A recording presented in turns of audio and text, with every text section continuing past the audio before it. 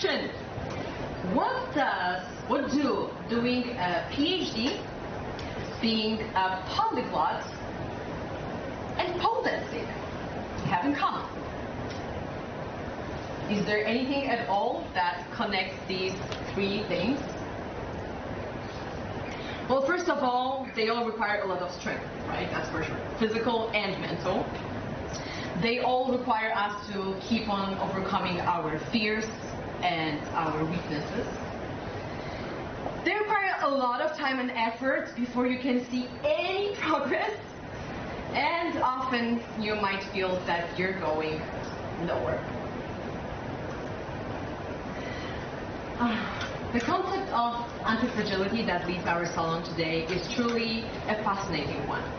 It is in a way counterintuitive, or at least unconventional, because it encourages us to treat uncertainty and disruption not as threats, but as opportunities for improvement.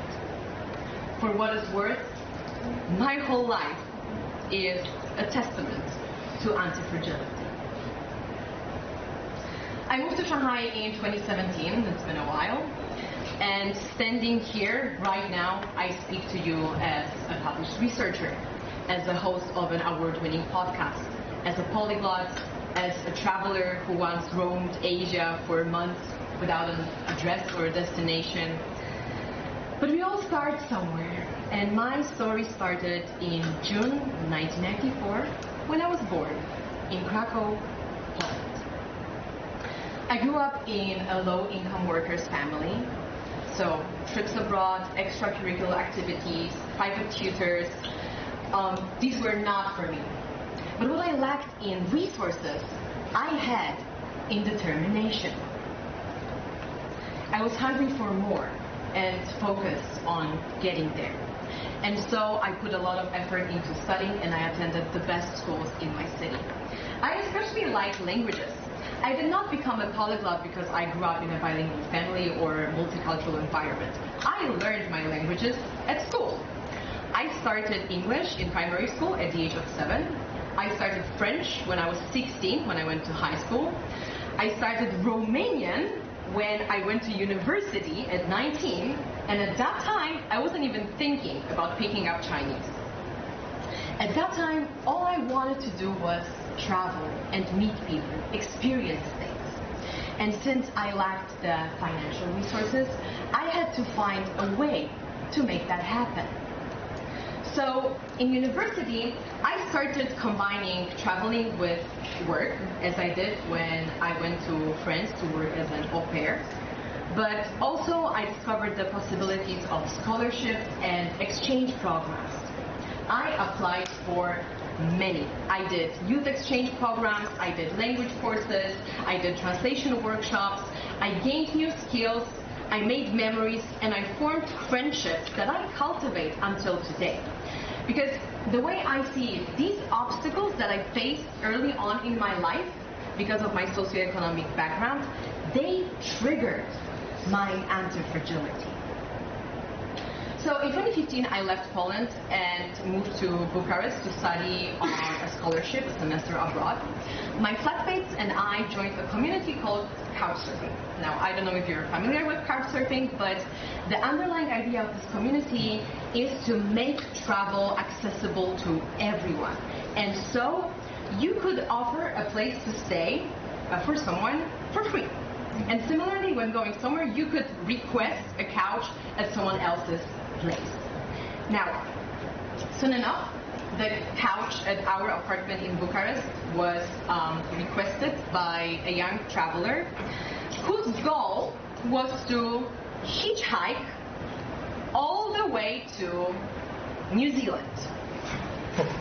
And yes, you can hitchhike a boat, even though it's very difficult, but it is possible, okay? So his stay was initially planned for 3 days. It extended to over a month. And then finally, eventually, he popped the question: will you join and travel with me? And with the yes, my life plunged into chaos. People around me had various reactions to my decision. Some admired my courage and were actually excited for my journey. Others thought I was foolish. A few were jealous. My parents definitely had very mixed feelings about me going on an adventure with this guy I met a few months ago. But regardless of that, I bought a one-way ticket, I packed a giant, very heavy backpack, and I left. For almost a year, we were vagabonding around Asia. There was no stability, no address, no destination. We traveled on a budget and in a very modest manner. Some days it was tough. You're often tired, dirty, sweaty. You don't always get to eat when you want to eat or what you want to eat. You don't always get to sleep in comfortable conditions. So from this chaos, I blossomed, because being in a place so different from what I knew, just talking to people, simply observing the life around me, I genuinely became a better person. Shanghai was supposed to be a stop on the way. But soon after coming here, me and my travel companion, we broke up and went our separate ways. And so I found myself crying on the kitchen floor at 3 a.m. thinking, what the hell have I done? I am alone on the other side of the world, in a country where I am basically illiterate and with no idea what to do next. So in this situation, a natural instinct for most people would be to go back home and pick up where you left, right? But I didn't want to take any steps back. I wanted to keep on moving forward, because I already had that anti-fragility in me. And even though I was terrified at first, I wanted to see this situation as a chance, as an opportunity. And so I decided to apply for a master's degree here in Shanghai. Little did I know, this step would change not only my career, but also my personal life. First week of September, and I bumped into this Polish guy on campus. And you have to know that there's not that many of us, people from Poland. More than that, it turns out that we used to live in the same city and study at the same university back in Poland.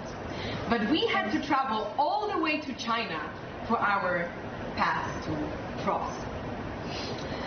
Well, this story is my mom's favorite story, and I am sure that it will be brought up many times at our wedding next summer. So, a new life was born. Me, in China, with a wonderful and loving partner, a supporting partner.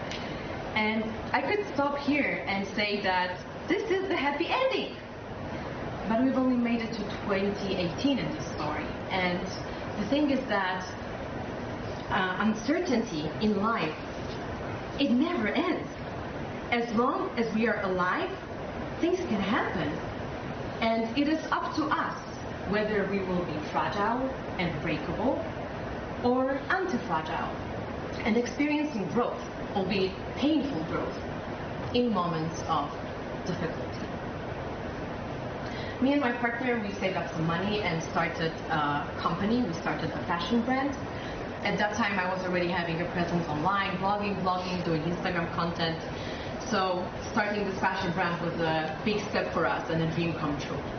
And then an event that shook all of our lives happened, the COVID pandemic, of course. We flew to Poland in March 2020, originally for 2 weeks, but then we couldn't come back for a very long time. We were stranded there, wondering what to do next. Should we wait and try to return, maybe just stay and settle in Poland, or move to a completely new country? Why not? These months of uncertainty, they cost us a lot in unpaid rent and months of no income. And then eventually, we didn't really have a choice. We had to shut down this brand new company. We were back to absolute zero. It was a difficult time, I'm not gonna lie, but building upon my previous experiences, I I decided to see this as an opportunity.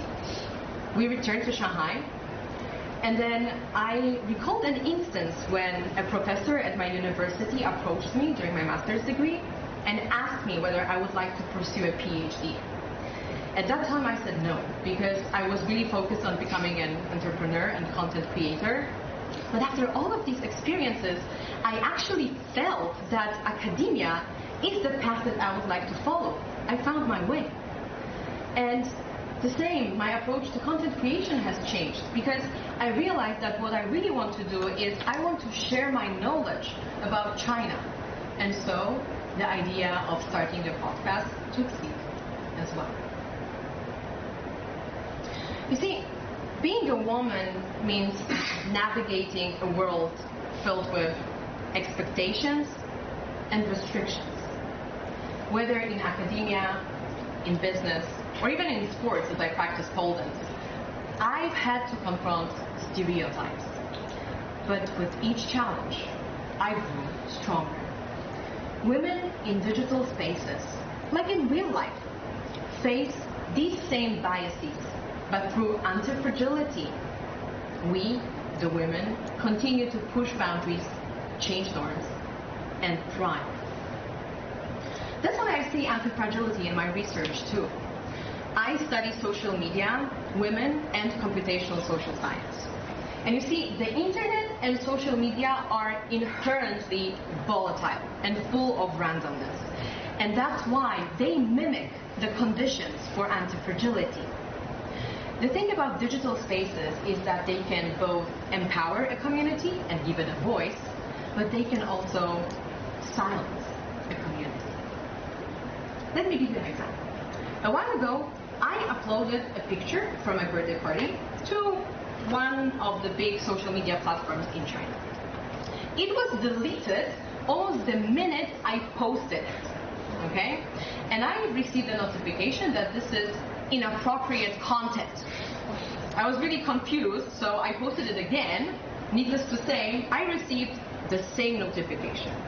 This picture was doing just fine on Instagram, but on that Chinese social media platform, it was not allowed. Later on, I met up with a fellow Shanghainese content creator, and we were recording a video, just outfits for different occasions. And I decided to wear that same dress, okay?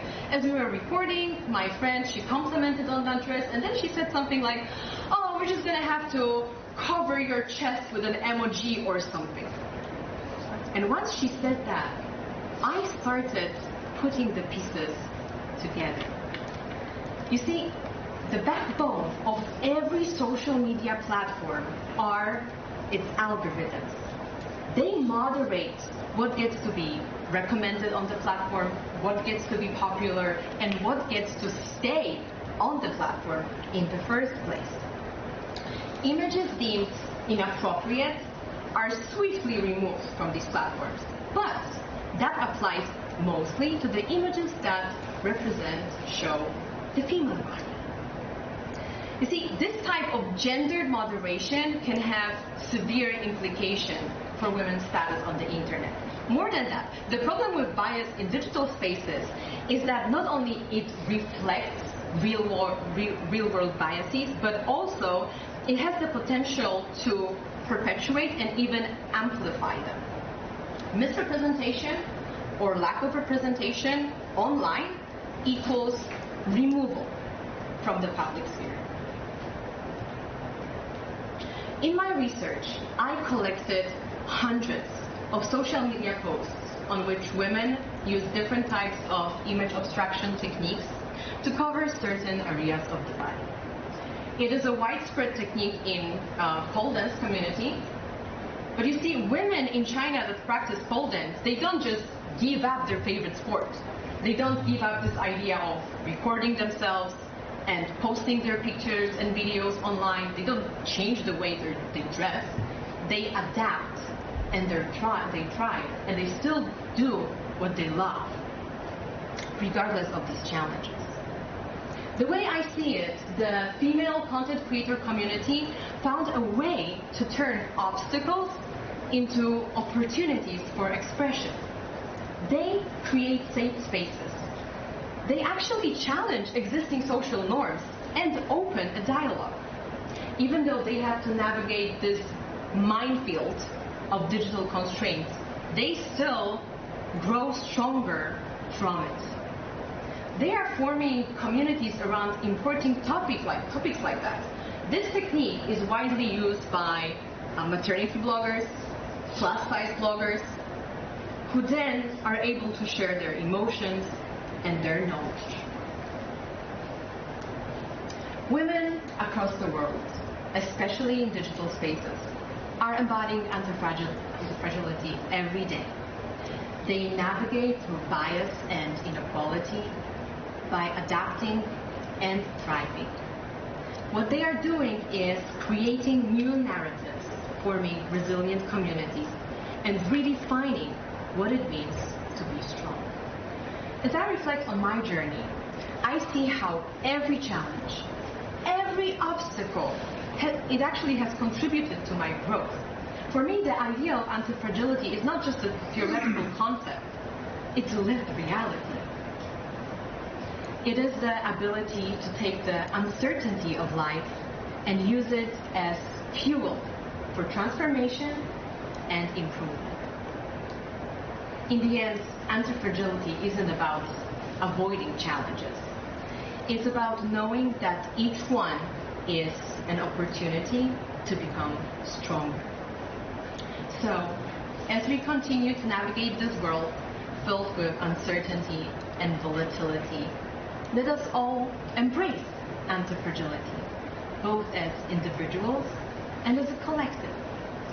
Let's be ready to turn every obstacle into an opportunity.